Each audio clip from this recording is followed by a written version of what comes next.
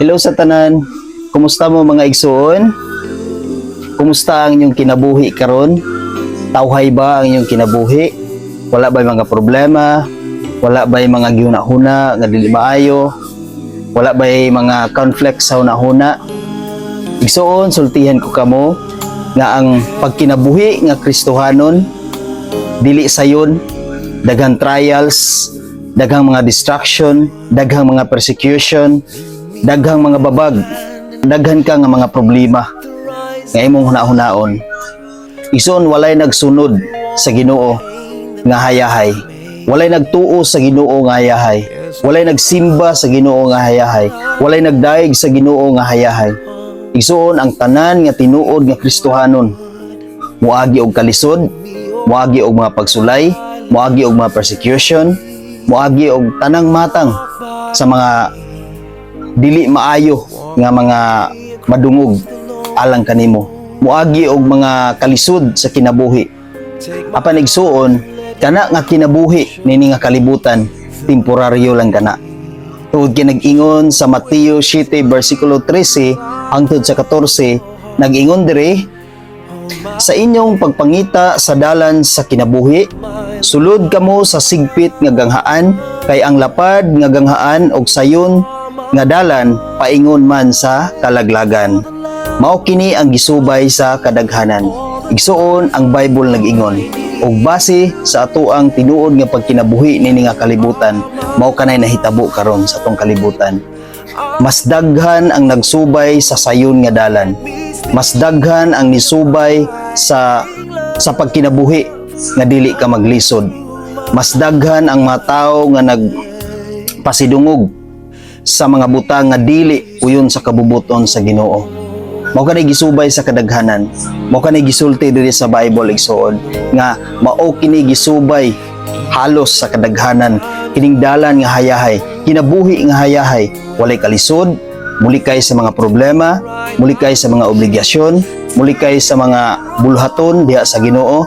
Igsuon kana nga dalan paingon kana sa dalan nga kalaglagan. Dalan nga kalaglagan mao kanang imperno igsoon. Igsoon ayaw sugot nga ang imong kinabuhi karon paingon kana sa kalaglagan. Paningkamot igsuon nga ang imong kinabuhi makigkauban sa gingharian sa Ginoo. Tungod kay kung atong i-apply sa atong real life situation, ang gibuhat sa mga katawhan, mas excited pa sila sa mga tawhanon nga buluhaton kaysa buluhaton diha sa Ginoo. Mas excited pa sila nga muattend sa mga tawhanon nga buluhaton, ug masayo pa sila nga moabot sa mga tawhanon nga mga event. Apan kung event diha sa Ginoo, kung event diha sa pagpasidungog sa Ginoo, dili excited og perming malay. Igsuon diha makita nga wala ka nagmatinud-anon sa dalan nga imong gisubay. Igsuon timan ang verse 14. Igsuon timan sa Mateo 7 versikulo 14. Nag-ingon diri, apan masigpit ang ganghaan ug malisod ang dalan paingon sa kinabuhing dayon ug jutay ra ang nagkaplag niini. Igsuon apil ka sa dalan nga sigpit nga agian. Igsuon maningkamot kita sa pag-apil nga atong makaplagan ang dalan nga lisod subayon. Tungod kay kana nga dalan igsuon, padulong kana sa gingharian sa Dios. Padulong kana nga dalan nga makigkauban ka sa Ginoo. Igsuon, gusto ka ba ni ana? Itang tanan igsuon gusto ni ana. Apan jutay ra ang nagmatinud-anon sa pagbuhat. Jutay ra ang nagmatinud-anon sa pagbuhat o sa paglakaw ni ana nga dalan igsuon. Tungod kay kasagaran sa mga tao, madani sa mga distraction, tungod kay gusto sila og hayahay nga kinabuhi. Timani igsuon nga ang hayahay nga kinabuhi paingon kana sa kalaglagan. Apan ang mga kinabuhi nga malisod, kinabuhi nga dunay pag-antos tungod sa pagsunod ug pag-alagad, pag-serve ug paghimaya, pagdaig diha sa Ginoo, paingon kana nga dalan sa gingharian sa Ginoo. Igsuon timan kini nga ang kinabuhi nato sa kalibutan temporaryo lamang. Kung nag-antos ka karon sa kalibutan, timan kini igsuon nga kanang imuhang makasakit karon nga naa sa kalibutan temporaryo lang kana. apan ang dako nga kalipay nga walay katapusan didto sa gingharian sa Ginoo. Mao ka na igsuon didto sa langit.